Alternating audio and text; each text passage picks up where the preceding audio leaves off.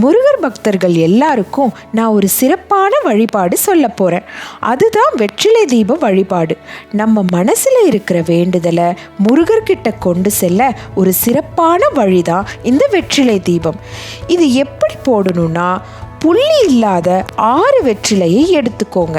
அது நல்லா கழுவி மஞ்சள் குங்குமம் வச்சு காம்பை கிள்ளி மயில் தோகை விரிச்சாப்புல அடுக்கிக்கோங்க.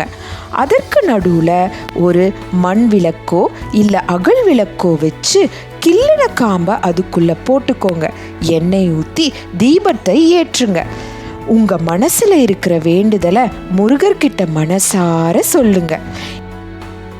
இந்த வெற்றிலை தீபத்தை முருகருக்கு உகந்த செவ்வாய்க்கிழமை அன்னைக்கு செவ்வாய் ஹோரையில் போடுவது மிகவும் சிறப்பு.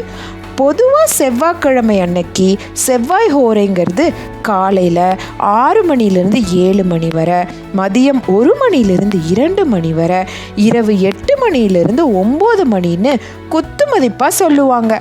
ஆனால் இது சூரியன் உதிக்கிற நேரம் பொறுத்து மாறுபடும். அதுவும் இல்லாமல் சூரியன் உதிக்கும் நேரம் ஒரு ஊரை பொறுத்து மாறும். இப்போ சென்னையில் சன்ரைஸ் டைமோ, கோயம்புத்தூரில் சன்ரைஸ் டைமோ, சிங்கப்பூரில் சன்ரைஸ் டைமோ மாறுபடும் இல்லையா? அந்த மாதிரி தான். அதனால் ஹோரை டைமும் மாறுபடும். ஒரு முக்கியமான வேண்டுதலை கரெக்டான நேரத்தில் செஞ்சாதான் பரிபூர்ணமான பலன் கிடைக்கும். உங்கள் ஊருக்கான துல்லியமான ஹோரை நேரத்தை தெரிஞ்சுக்க AI தமிழ் பஞ்சாங்கம் ஆப்பை யூஸ் பண்ணுங்க.